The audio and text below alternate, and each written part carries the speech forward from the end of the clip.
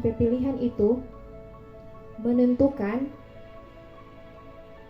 pemerintahan ke depan, menentukan kebijakan yang akan keluar, dan kebijakan juga itu yang akan kembali ke torang, yang akan torang rasakan. Jadi cuma satu kita mau bilang, kita ndak akan bapancuri. Kita ndak akan bapancuri nanti di dalam.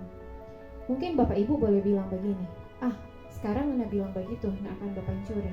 Serta di dalam, nen tahu ngana, torang kan nen tahu ngana ada bapancuri atau nyanda. Ya, Sis Natalia Kaligis adalah salah satu calon legislatif dari Partai Solidaritas Indonesia yang maju dari Dapil 1, Tomon Tengah dan Tomon Timur. Kita akan bincang-bincang dengan Sis Natalia. Siapa dia sebenarnya? Dia kan tidak dikenal, tidak disayang, tidak dipilih. Jadi kita pengen tahu siapa Sis Natalia. Boleh cerita mungkin Sis latar belakang keluarga, pendidikannya bagaimana? Oke, ya, terima kasih bro.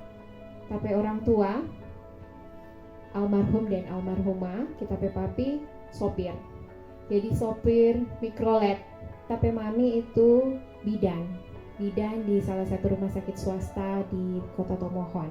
Kita anak kedua dari 2 bersaudara, ada 1 kakak laki-laki. Jadi kita tidak punya latar belakang politik. Nah, bukan anak pejabat, bukan anak pengusaha, dan kita so berkeluarga. Tapi suami Randi Rendengan dan tapi anak penama Vano Rendengan, masih umur 8 tahun, laki-laki. Kita itu sekarang ini berprofesi sebagai seorang perawat. Kalau mungkin torang dengan bapak ibu, oma opa, om tante, bro and sis cuma lihat-lihat di baliho, ada yang lihat perawat pejuang. Nah, kesempatan ini senang sekali kita boleh menyapa bapak ibu. Sekarang masih aktif bekerja di salah satu rumah sakit swasta di Kota Tomohon. Dan kita pendidikan dari kecil kita sudah di Tomohon, TK di TK Sion, di Talete, SD Impres Walian yang ada di Ulindano sana, SMP di SMP 1 Tomohon, SMA Smaker, dan puji Tuhan waktu mau lanjut kuliah S1 kita dapat beasiswa S1 keperawatan nurse di Immanuel Bandung. Kemudian puji Tuhan lagi kita dapat beasiswa S2 ambil jurusan manajemen keperawatan di Karolus Jakarta. Kalau mau lihat latar belakang pendidikan dan latar belakang keluarga, sebenarnya kan tidak bersinggungan dengan politik. Ya. Kenapa tertarik masuk politik? Dalam ini kan ini udah caleg, berarti udah terlibat di politik ya. Jujur nih bro, kita pun tidak sangka saat ini kalau mau berpikir 2 tahun lalu nggak ada kepikiran mau caleg. Tapi akhirnya kita yakini bahwa semua yang kita jalani atau proses yang kita lewati itu atas seizin Tuhan. Nah, 2 tahun lalu kita ada di satu posisi yang dimana kita harus memperjuangkan sesuatu. Kita harus bolak-balik ke kantor Dewan Kota Tomohon, provinsi, bolak-balik ke Disnaker, Tomohon provinsi, bahkan sampai ke kepolisian, mau di Polres Tomohon, Polda, sampai ke kantor gubernur beberapa kali, bukan cuma 2-3 kali orang balik, bahkan sampai ke pusat. Cuma mungkin sampai ke pusat orang yang tidak sampai kunjungi ke sana, orang hanya sebatas email dan lain-lain, menyurat. Nah, kita ada di posisi itu yang bikin kita melek politik, yang awalnya mungkin kita buta sama sekali dan masa bodoh, tidak peduli, karena rata-rata tiap kali pemilihan itu 5 tahun sekali, ya cuma jadi ajang jual beli suara. Kita berpikiran waktu itu politik itu negatif, kita tidak mengerti, tidak paham, dan tidak mau tahu, sampai akhirnya kita ada di posisi itu, dan buat kita, oh ternyata politik itu penting kok Kang. Sampai kita mengerti tugas wakil rakyat itu apa. Kita ada di posisi itu, kita bertanya, tuh wakil rakyat yang lalu-lalu orang dah pilih dah ke mana? Mana anggota dewan yang orang dah pilih lalu dah ke mana dorang? Yang katanya wakil rakyat itu. Iya, yang katanya wakil rakyat. Sakit hati, jujur kita sakit hati sekali waktu itu. Kita berpikir, aduh, orang so mengeluarkan tenaga, biaya, emosi itu terkuras sekali, tapi seakan-akan dorang tutup telinga, tutup mata, dan tidak peduli. Kita tidak tahu itu karena apa, tapi di situ kita merasa nyesek, sakit hati sekali waktu itu. Dan dari situ kita sadar bahwa torang pilihan itu penting. Torang pilihan itu menentukan torang juga ke depannya. Kita sadar bahwa torang pilihan itu sangat menentukan torang ke depannya. Kita melek dan kita merasa bahwa politik itu penting. Sampai akhirnya kita merasakan bahwa di situ kita salah pilih. Dulu sampai kita sebenarnya, aduh, kenapa kok kita udah pilih begini tuh lalu, tahu begitu begini. Akhirnya kita berpikir dalam hati, ya sudah, tidak perlu sesali yang di belakang, orang lihat ke depan. Pertanyaannya adalah kenapa pilih PSI? Partai Solidaritas Indonesia yang orang bilang partai bocil, belum ada suara belum ada kursi di Senayan. Kenapa pilih PSI? Kenapa pilih PSI? Partai anak muda. Okay. Enak juga sih. Kita hanya tidak melihat itu partai anak muda, tapi walaupun memang sebenarnya PSI rata-rata anak muda di dalamnya. Tapi kita melihat PSI itu dari awal PSI yang tolong. Oke. Di situ bro yang berusaha memperjuangkan orang supaya orang pesuara boleh didengar. Nah dari situ kita lihat apa ini PSI, partai apa, baru orang mulai cari-cari tahu. Dan akhirnya kita dipertemukan dengan pengurus PSI yang ada di Kota Tomohon. Orang mulai sharing dan akhirnya kita sadar bahwa masih ada loh partai politik yang menurut kita peduli dan murni, masih peduli dengan rakyat kecil. Itu yang bikin kita tertarik dengan PSI. Nah, kalau ditanya kenapa sampai kita berani maju mencalonkan diri dari PSI, PSI itu adalah satu-satunya partai yang kalau mau mendaftar caleg yang tidak ada mahar.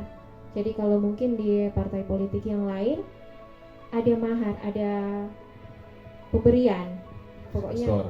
Tapi kalau di PSI itu mau daftar caleg itu nggak ada mau bilang mesti ada berapa puluh juta mau saya masuk di partai, enggak. Kedua, jadi gratis. Kedua itu seandainya orang jadi anggota Dewan Legislatif, anggota legislatif itu tidak ada setoran, tidak ada sentralisasi. Jadi kalau yang lain di PGC misalnya 10 juta, berapa persen dari 10 juta itu harus disetorkan ke partai. Nah kalau di PSI itu tidak ada. Nah itu yang bikin kita tertarik dengan PSI.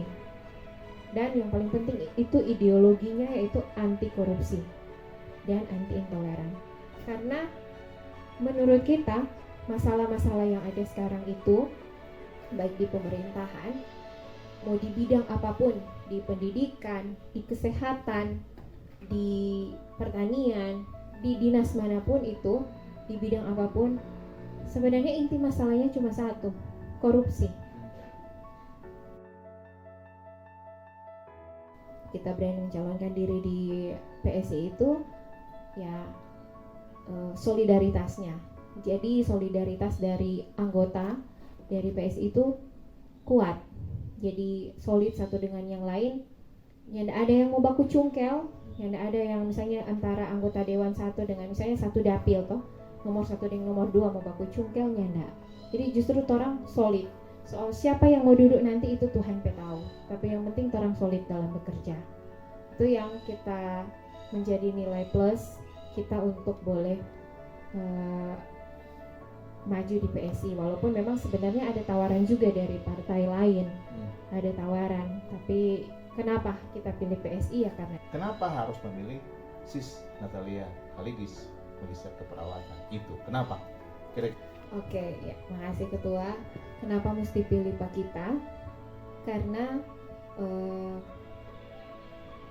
banyak sekali calon, sama yang Ketua bilang tadi ada 200 lebih calon.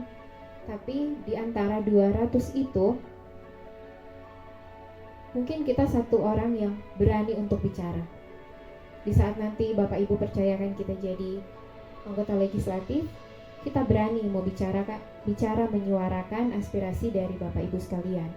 Kita mempertanyakan apakah 200 yang lain berani mau bicara di depan atau ada intervensi atau ada intervensi dari atasan.